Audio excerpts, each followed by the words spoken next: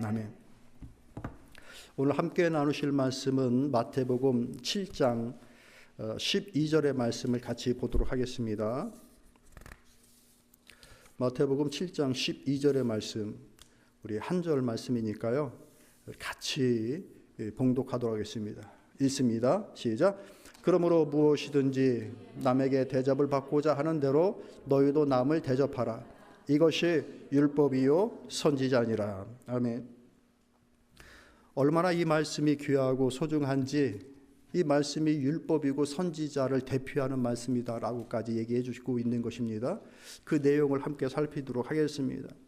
우리가 사람들 간에 서로 간에 관계를 맺어나가면서 삽니다. 그러면서 혼자 있으면은 하지 않을 일들을 사람들과 함께 살아가면서 이제 만나게 되어지는 특별한 상황들이 생기는 거예요.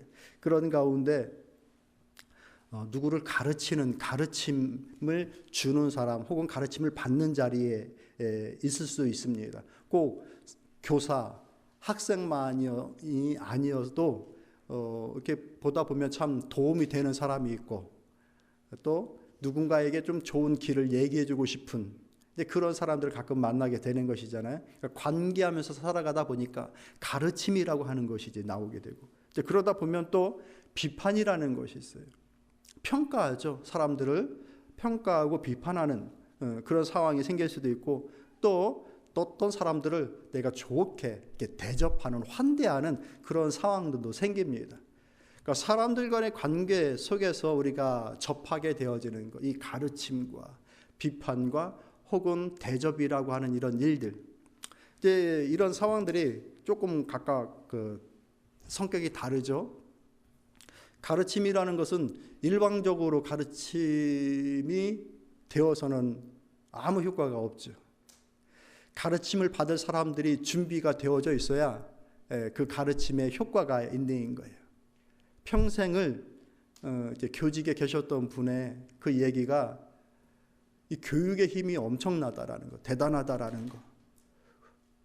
코 찔찔이 이렇게 코 흘리고 이렇게 왔던 애들이 거기서 한 6년 이렇게 공부하고 교육을 받고 나가면 글도 쓰고 다른 학문도 익히게 되고, 아무것도 알지 못하던 순수한 백지 상태였던 아이들이 교육이라는 과정으로 한번 싹 그 과정을 거쳐 지나가면 엄청난 그 생각의 변화나 이런 것들이 나타난다라는 거, 교육의 힘이죠. 그런데 이 교육을 받고자, 가르침을 받고자 하는 그 마음의 준비가 안 돼 있으면 이게 귀찮아요. 누군가가 이렇게 얘기해 주고 설명해 주는 것이 귀찮습니다. 듣지 않습니다. 피곤합니다. 그래서 다 흘려보냅니다. 결국에는 자기 길을 가요. 헛것이 되는 것이죠. 또 이 비판이라고 하는 것은 무엇인가? 이 비판이라는 것은 상처를 남깁니다. 그것이 사실이든 오해이든 간에 비판을 받으면 그 비난을 받는 그 일을 통해서 그 마음에 상처가 생깁니다. 대접은 어떻습니까? 이 누군가로부터 이 환대, 나쁜 대접을 받는 것이 아니라 환대를 의미하는 거예요. 좋은 대접을 받게 되어지면 사람을 행복하게 만듭니다. 경험해 보셨습니까? 한 번도 대접 받아보신 적이 없으세요? 대접 받아보시기를 축복합니다. 대접 받아보면 사람이 행복해져요. 왜? 내가 존중받고 있는 존재구나. 누군가가 나를 생각해주고 있구나. 그 대접이 크고 작음의 문제가 아니라 누군가의 시간과 에너지를 들여서 나를 이렇게 환대해 준다는 걸 느끼면 얼마나 행복한지 몰라요. 제가 이제 가끔 이 권사님의 부름을 받아 간된장에 쌈을 싸먹게 되어지면 고향에 계신 어머니도 생각나고, 이 얼마나 감사한지 몰라요. 근데 그 마음이잖아요. 그 마음으로 대접해 주는 거잖아요. 그러니까 사람을 행복하게 해주는 거예요. 내가 존중받고 있구나. 오늘 본문의 말씀 7장 12절을 읽었지만 5장의 말씀들과 산상수훈에 있는 모든 말씀들을 이렇게 종합적으로 예수님의 가르침 속에 있는 이 비판과 대접이라고 하는 이 두 가지의 내용을 살펴보고자 합니다. 서두에 말씀드렸듯이 이 가르침을 받고자 하는 자세를 갖지 않으면 이 가르침이 아무 의미가 없습니다. 피곤한 거예요. 빨리 끝났으면 좋겠는 게. 그런 의미로서 여러분께 한번 여쭤볼게요. 예수님의 가르침을 받을 준비가 되셨습니까? 돼 있기를 축복합니다. 목사의 얘기로 듣지 마시고 이 부분에 대한 예수님의 가르침이 이와 같구나 하는 마음으로 주님의 가르침을 받고 우리의 마음을 새롭게 할 수 있기를 바라요. 그 가르침으로 예수님은 비판에 대하여 그리고 대접에 대하여 우리에게 말씀해 주고 있어요. 먼저 마태복음 5장 17절에서부터 20절까지의 말씀 보면은 이렇게 말씀하십니다.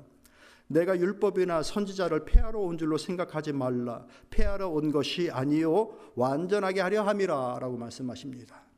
예수님은 복음을 가지고 오십니다. 죄에 대하여서 정죄하고 그들을 심판했던 것이 아니라 그들을 끌어안고 용서하셨습니다. 복음을 가지고 오셨어요. 구원의 길을 가지고 오셨어요. 그러다 보니 율법, 죄 짓고 안 짓고의 문제가 더 이상 우리에게 문제가 아니라 예수님의 능력이면 우리의 모든 것들이 다 해결되어지는구나. 율법이 그저 그렇게 과히 필요한 것이 아니구나 라고 하는 머리 좋은 생각들을 하게 되는 거죠. 그러다 보니 이 율법을 무시하게 되는 거예요. 근데 그에 대해서 예수님께서 뭐라고 말씀하시는가?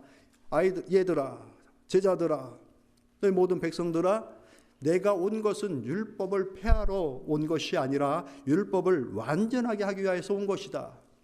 그 율법에 대하여서 진실로 너에게 이르노니 천지가 없어지기 전에는 율법의 1.1획도 결코 없어지지 아니하고 다 이룰 것이라.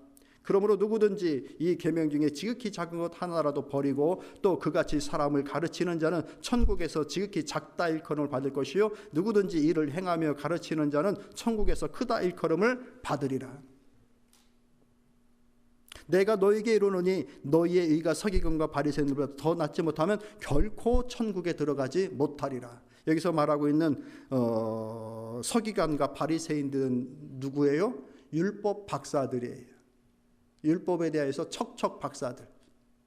그런 그들보다 너희의 의가 낫지 않으면 너희가 천국에 들어가지 못하리라. 이 말을 조금 해석하면 너희들이 천국을 경험하지 못할 것이라. 바리새인들보다 너희들의 의가 더 높질 않으면 너희들이 천국을 경험하지 못할 것이다. 여러분들, 우리가 이 세상을 살아가면서 다만 죽어서 가는 천국이 아니라 이 땅 가운데 하나님을 섬김을 인하여서 천국을 누리며 살아갈 수 있는 신앙생활이 되기를 소망합니다. 그런 의미에서 여러분들 천국을 살아가십니까? 아멘, 할렐루야. 어떨 때는 천국 같고 어떨 때는 천국 아닌 것 같기도 하고 막 이제 그런 인생 속에 살죠. 근데 늘 똑같을 수는 없죠. 그러나 우리의 마음속에 하나님의 나라를 살아가고 있다라고 한다는 것, 그것이 믿음이고 복인 줄로 믿습니다. 율법 학자들, 이 바리새인들, 이 서기관들은 그들의 가르침이 늘 모세 오경과 선지자들의 선지서를 바탕으로 하였습니다. 그러다 보니 그들의 가르침은 늘 비판과 정죄가 주된 것이었습니다. 율법은 거울과도 같아서 그 율법을 가지고 인생을 들여다보면 다 허점이 보이는 거예요. 그 어떤 누구도 이 율법이라는 멍에를 가볍게 질 수 있는 인생이 아무도 없는 거예요. 의인이 아무도 없다라는 거예요. 뭐에 대보면? 율법에 대보면. 그러니 율법으로 접근하면은 모두가 다 이 무거운 짐으로 어떻게 할 수가 없는 거예요. 그러니 비판이 나오고 정죄가 나옵니다. 그러지 않겠습니까? 우리 각자가 율법을 딱 가지고 보면은 너는 이것이 부족하구나. 너 이거 장점도 있지만 너 이거 부족하구나. 다 걸리는 거예요. 그러니 정죄와 비판을 다 받는 것이죠. 그런데 예수님의 가르침은 서기관들과 같지 않았어요. 바리새인들과 같지 않았어요. 정죄하지 않고 그들을 하나님의 나라로 천국 백성으로 삶으로 인도하여 가십니다. 그 말씀을 듣자 수많은 사람들이 이 권위가 어디서 나왔는가 전혀 들어보지 못하였던 그 복음의 메시지, 천국의 메시지를 들으면서 모든 사람들이 다 놀랐습니다. 그래서 마태복음 7장 28절 29절의 말씀 보면 사람들의 그 반응이 이렇습니다. 예수께서 이 말씀을 마치심에 무리들이 그의 가르치심에 놀라니 이는 그 가르치시는 것이 권위 있는 자와 같고 그들의 서기관들과 같지 아니함일러라. 들어보지 못했던 주님의 말씀, 그 권위가 남다르고 비교할 수 없는 그 말씀, 산상수훈의 말씀을 다 듣고 난 이후에 백성들이 느꼈던, 많은 군중들이 느꼈던 그런 내용들입니다. 무엇을 말씀하십니까? 우리가 알고 있듯이 5장에서 시작되어지는 예수님의 그 천국 백성들의 삶에 대한 얘기가 팔복에서부터 시작되어져요. 무엇을, 어떤 복을? 가난한 심령이 얻게 되는 천국. 아니, 부자여야 천국을 누리지 어찌 가난한 심령의 천국이 오는가? 주님의 복음은 달랐어요. 가난한 심령에 오는 천국, 애통하는 자가 얻게 되어지는 위로, 온유한 자가 얻게 되어지는 성취. 만약 억세고 강하고 그렇게 해야 뭔가 성취를 이루고 땅을 얻을 것 같은데, 아니요, 주님의 가르침은 온유한 자가 땅을 얻는다. 의에 줄인 자가 얻게 되어지는 배부름, 긍휼히 여기는 자가 얻게 되어지는 긍휼, 정결한 마음에 임하는 하나님의 임재, 화평케 함을 통해서 얻게 되어지는 하나님의 아들이라고 하는 명예, 들어보지 못했던 하나님의 복음이 그들의 귀에 들리기 시작하는 거예요. 우리가 인생을 살면서 야, 이 사람 정말 리얼 크리스찬이다, 진짜 하나님의 자녀이고 사람이다 라고 하는 평을 듣게 된다고 한다면 그 얼마나 영예로울까요? 매해 주는 노벨상 하나 받아도 온 나라가 떠들썩하고, 매해 받잖아요. 그런데도 온 나라가 그냥 떠들썩하고 그런 거예요. 막 마침 내가 받은 것처럼 막 영광스럽고, 안 읽어봤던 사람도 야, 사서 읽어봐야 되겠다라고 하는 막 그런 마음을 가질 정도로. 근데 그런 것도, 세상의 것도 그렇게 영예스러운데, 당신 참 하나님의 이것도 기독교 그 기관에서 매해 한 명씩 정했으면 좋겠네. 올해의 리얼 크리스찬 얼마나 영예스러운가. 그런데 그것이 화평케 하는 자에게 오는 영예이다, 명예이다라고 하시는 주님의 복음, 어떤 서기관도 어떤 바리새인도 말하지 않았던 그 복음을 듣게 되어집니다. 너희가 소금이다, 너희가 빛이다. 누가 이런 말을 해줬습니까? 우리 주님이 해줬어요. 예수님의 직접적인 말씀이에요. 왼손이 하는 그 구제를 오른손이 모르게 하여라. 아니, 구제는 알게끔 하고 생색이 나야죠. 그런데 너 자신도 모를 그 마음으로 구제를 해라. 남들 다 몰라도 너 기도하는 사람이구나 하는 그 평 받지 않아도 되는 골방에 들어가서 기도하는 자가 되라. 하나님과의 관계만 똑바로 세워라. 하나님의 나라와 일을 먼저 구해라 라고 하시는 천국의 복음을 증거하십니다. 그리고 난 이후에, 이 말씀을 하시고 난 이후에 이제 7장에 가서 하시는 것이 무엇입니까? 그 대신 너희들이 하지 말아야 될 것이 있다. 무엇입니까? 비판하지 말아라. 비판은, 정죄는 율법에서 시작되어집니다. 이 비판과 정죄는 정의로운 마음이 강한 사람이 더 잘할 수 있는 일들입니다. 정의로운 마음이 없으면 비판의식도 없어요. 정죄하지도 못해요. 꼬집질 못해요. 근데 이런 것들이 어디서 오는 거예요? 율법에서 오는 거예요. 자기 법에서. 굳이 율법이 아니어도 자기 의에서, 거기에서 시작되어져서 판단하고 정죄하고 비판하는 것입니다. 그런데 주님은 이 부분에 대해서 이렇게 말씀하시는 거예요. 마태복음 7장 1절부터 5절까지의 말씀 보면, 비판을 받지 아니하려거든 비판하지 말라. 너희가 비판하는 그 비판으로 너희가 비판을 받을 것이요, 너희가 헤아리는 그 헤아림으로 너희가 헤아림을 받을 것이니라. 왜 비판받지 말아야 되느냐? 너희도 비판받는 존재이기 때문에 그렇다는 얘기예요. 참 무서운 것은 너희가 헤아리는 그 헤아림으로 네가 다시 헤아림을 받을 것이고, 네가 비판하는 그 비판거리로 네가 비판받기 때문에 그런 것이라. 사람을 얘기하는 건가요? 아니요, 하나님 앞에서의 말을 얘기하는 거예요.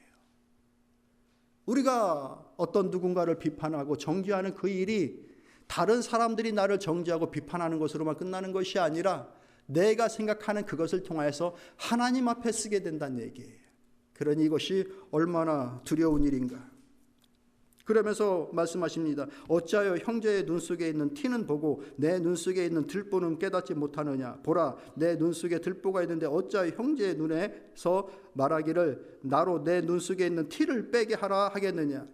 외식하는 자여, 먼저 내 눈 속에서 들보를 빼어라. 그 후에야 밝히 보고 형제의 눈 속에서 티를 빼리라. 형제의 눈 속에 있는 티가 문제이긴 문제이다. 그러나 너의 눈에 있는 들보를 먼저 빼라라고 일하는 거예요. 참 이 비판하다, 정죄하다라고 하는 이 단어는 심판하다, 고소하다라고 하는 그런 뜻을 같이 가지고 있습니다. 근데 문제가 무엇인가? 자기가 먼저 심판을 해버린다는 얘기예요. 당사자의 얘기를 들을 새가 없이 먼저 판단하고 평가하고 끝내버린다는 얘기예요. 그래서 무서운 거예요. 그리고 난 이후에 자기에게 오는 것들을 이제 똑같이 경험하게 되는 것이죠. 이 비판하지 말라고 하는 것이 뭐 아무런 문제의식을 느끼지 말고 살아가라라고 하는 그것은 아니에요. 정당한 비판, 공의를 세우기 위한 비판, 이런 것들은 가능하죠. 해야 되죠. 특히나 공직에 나가는 사람들, 공직자로서 그 출사표를 던지는 사람들은 이 비판의 과정을 반드시 통과해야 되는 거예요. 그러면서 저 정도면은 우리가 받아들일 수 있는 입장이다 라고 하는 사람은 그 공직에 쓰게 되고, 도저히 안 되겠다라고 하면은 이제 중간에 이제 내려오게 되어지고 하는 그런 일련의 과정을 겪죠. 그런 것들은 필요하죠. 그런데 여기서 말하고 있는 이 비판과 정죄는 무엇인가? 타인을 말로 공격하여 깎아내리는 것. 더 나아가서는 나의 이익을 위하여서 비판하고 깎아내리는 것. 조금 더 심해지면 그것이 사실이 아닌데 왜곡하여 비틀어서 그들을 정죄하고 비판하는 것. 참 세대가 얼마나 악한지, 남들 비판하는 것이 돈벌이가 돼버린 시대예요. 여러분 레카라고 하는 거 들어보셨습니까? 처음에 저는 이게 무슨 말인가 했어요. 그때 그 의미더군요. 그 레카차, 이 자동차가 사고가 나면 레카차가 가서 그 차를 이렇게 끌어오잖아요. 뭐 아무 차나 그냥 사고가 나면 일단 가서 먼저 그 연결해서 끌고 가는 사람이 그 수임료 받는 거예요. 노동비 받는 거예요. 그래서 이 비판하는 사람, 이걸로 돈을 버는 사람들은 아무 사람이나 걸리는 대로 다 그냥 끌어와 가지고 비판을 쏟아내는 거예요. 그런 것들이 돈벌이가 되어져 버린 세상, 참 악한 것이죠. 근데 그런 부분들에 대해서 하나님께서, 예수님께서 오늘 말씀하시는 거예요. 그 비판을 가지고서 너희가 똑같은 비판과 정죄를 받게 될 것이다. 그러니까 우리가 조심해야 되는 거예요. 우리가 누군가를 비난하고 비판할 때 실수할 수 있는 것이 있는데, 그게 뭔가? 우리 눈에 들보가 끼어 있다라는 거예요. 들보가. 티와 들보를 비교해서 말씀해주고 있어요. 티는 뭡니까? 혹시 껍데기, 잔가지, 부스러기, 후 불면은 날아가는 톱밥 같은 그 조그만 것들. 근데 들보는 뭐예요? 집을 지탱하는 거예요. 기둥이고 석가래예요. 내 눈 속에는 그런 것들이 들어가 있는데 남들의 티를 보면서 지적하는 우리의 선입견이 있다라는 거예요. 선입견. 그 선입견이 뭡니까? 다른 사람들의 외모, 말투, 뭐 그 사람이 가지고 있는 직업, 그 사람들이 함께 하고 있는 그 인간관계, 이런 것들을 보면서 그 사람을 쉽게 평가하는 거예요. 심지어는 출신지를 가지고서 선입견을 갖습니다. 저 사람은 어느 지역 사람, 저 사람은 어느 지역 사람, 저 사람은 도시 출신, 저 사람은 시골 출신. 이런 선입견으로 그를 보고 판단하기 때문에 실수할 수 있다는 거예요. 실수. 여러분, 저에게도 선입견이 있고 여러분에게도 다 선입견이 있을 거라고 생각을 해요. 그런데 이것을 비판을 쏟아내면 안 되는 거예요. 평가를 쏟아내면 안 되는 거예요. 우리에게는 시간이 필요해요. 그 사람을 겪어 나갈 시간. 왜 그런가? 저도 누군가를 만났을 때 처음 딱 만나서 갖게 되어지는 선입견을 갖게 되는 경우들이 종종 있었습니다. 저 사람 참 좋은 사람 같아. 근데 그렇게 끝까지 좋은 사람으로 남은 분들도 있고, 어떤 분은 정말 믿는 도끼에 발등을 찍혔던, 그래서 땅을 치면서 고통을 호소했던 그런 사람들도 만났어요. 있었고, 이 선입견이라는 것이 그런 거구나. 또 더러는 이 사람 별로인 것 같아. 근데 그런 마음을 가졌었는데, 그 사람의 진면목 속에 나타나 있는 그 아주 그 순수하고 진솔된 모습들. 처음에 그런 제가 아는 한 분, 그분의 말투, 이게 너무 시골스러운 거예요.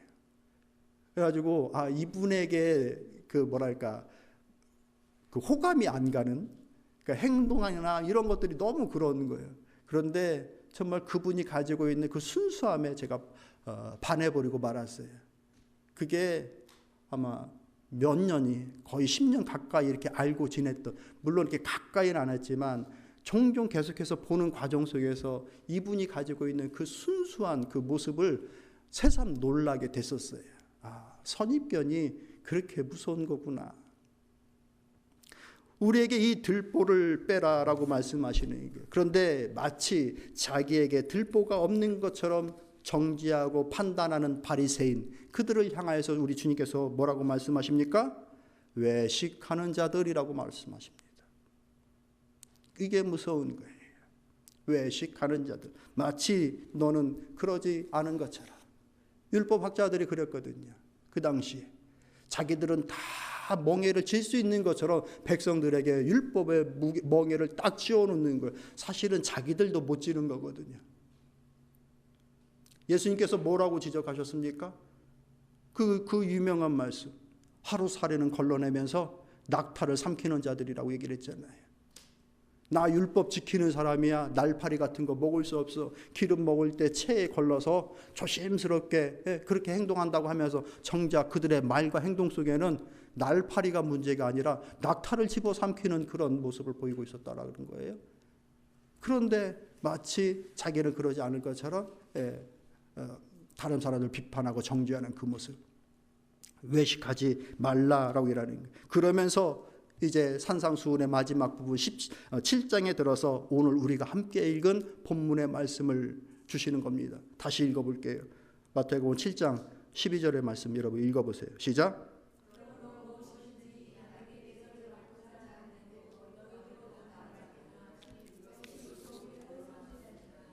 너희도 대접해라. 여러분, 이것이 기독교의 황금률이라고 일컬어집니다. 어느 누군가가 이 말씀을 황금으로 기록하여서 딱 붙여놓고 그것이 유래가 되어지고, 꼭 그것만 이유가 아니라 이것이 모든 율법과 선지자의 그 내용이다라고 하는 그 정리를 해주시는 거예요. 예수님께서 대접해라. 왜? 대접받고 싶은 마음이 있다고 한다면 너희들이 먼저 대접하는 자가 되라. 이 말씀을 어떻게 시작해요? 그러므로, 이렇게 시작하잖아요. 그러므로라고 하는 이 말씀은 위에 있는 산상수훈의 내용을 다 붙잡고 있는 그 접속사인 거예요. 예수님께서 말씀해 주신 그 모든 것들을 종합하여 그러므로 너희가 대접을 받고 싶으면 대접하는 자가 되어라.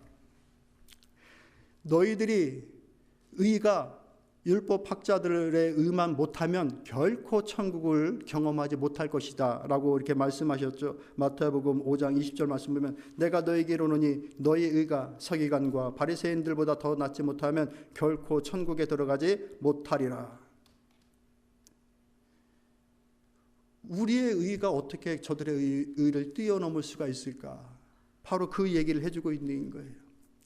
율법으로는 정죄와 비판으로 끝나게 되어지지만 하나님의 은혜와 사랑 가운데 그 은혜를 힘입어 믿음으로 나아가면은 율법에서 끝나는 것이 아니라 복음을 통하여서 그 율법을 뛰어넘은 길로 가게 되어지는데, 그게 뭐라?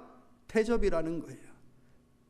비판과 정죄로 끝나면 율법에 머무른 그 미완성의 단계이요, 좀 더 나아가 대접의 길로 가게 되어지면 율법과 또 그 정죄와 비판으로 머물렀던 그 단계를 넘어 완전한 단계로 나아가게 되어진다. 그것이 예수 그리스도의 사역이었어요.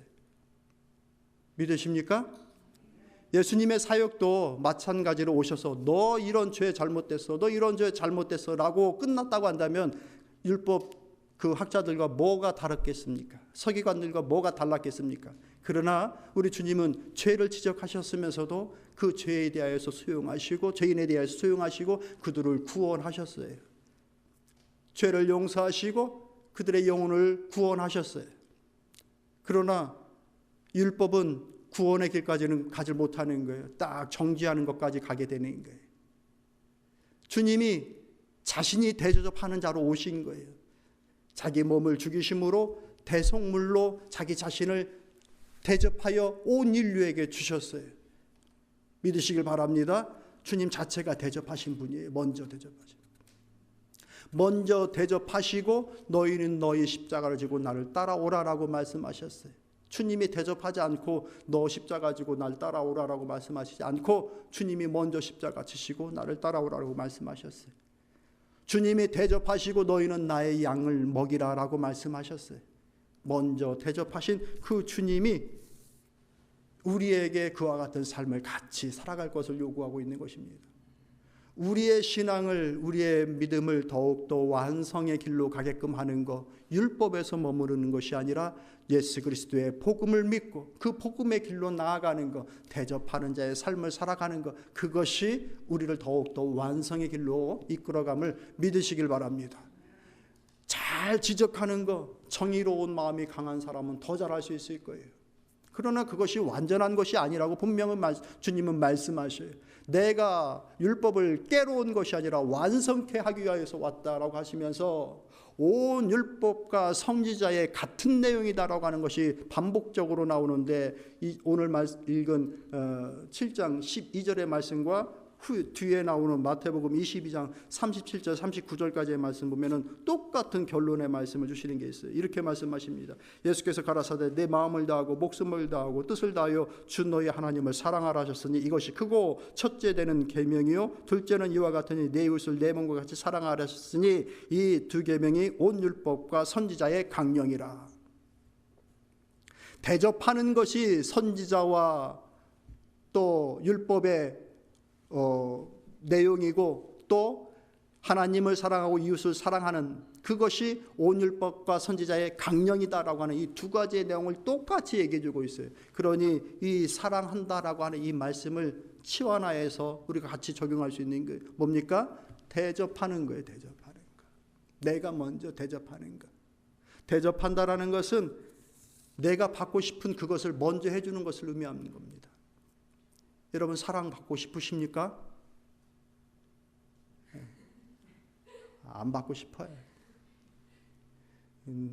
사랑받고 싶으시죠? 사랑을 먼저 대접하는 거예요. 존중받고 싶죠? 존중을 먼저 대접하는 거예요. 존경받고 싶은 그 마음으로 존경을 먼저 해주는 거예요. 부모님을 더욱더 많이 사랑할 때 부모님으로부터 오는 그 사랑이 더 커지는 거고, 자녀들을 사랑함으로 품 안을 때 그 자녀들이 나를 향한 존중과 사랑이 커지는 거예요. 척척 박사처럼 율법 학자처럼 자녀들을 지적하면 거기로 딱 끝나는 거예요. 복음으로 넘어가질 못해요. 부모와 자녀가의 관계가 율법 스승과 율법을 받는 자녀의 과정으로만 딱 끝나버리는 거예요. 구원의 역사가 나타나겠습니까? 아니요. 사랑의 역사가 나타나기 힘들어요. 잘못된 지적이 아니에요. 맞는 지적이에요. 그럼에도 불구하고 그 율법에서 끝나버리면 일이 그렇게 되는 거예요. 거기를 뛰어넘어 대접하는 것들까지 나아갈 때에 우리에게 복음의 그 영향이 그 관계 속에서 회복되어지는 줄로 믿으시기를 바랍니다. 그러기 위해서 필요한 것이 무엇인가? 내가 받고 싶은 그 마음으로 그 사람을 헤아리는 것, 비판으로 헤아리는 것이 아니라 대접받는 것들로 헤아려 줘야 되는 거예요. 서로 간에. 그러기 위해서 필요한 것 두 가지, 이신점신과 역지사지가 필요해요. 뭐라고요? 전심은 여기 있으니까. 이심이 필요한 여러분들. 예? 그러니까 그 사람의 마음이 좀 되어보는, 그 같이 해주는 것, 그 사람의 마음과. 그렇게 그를 대접해 주는 거예요. 그리고 또 뭡니까? 바꿔서 생각해 봐야 되는 게 그 사람의 입장에서. 그래야 대접할 수 있는 마음이 생겨요. 말씀을 정리하도록 하겠습니다.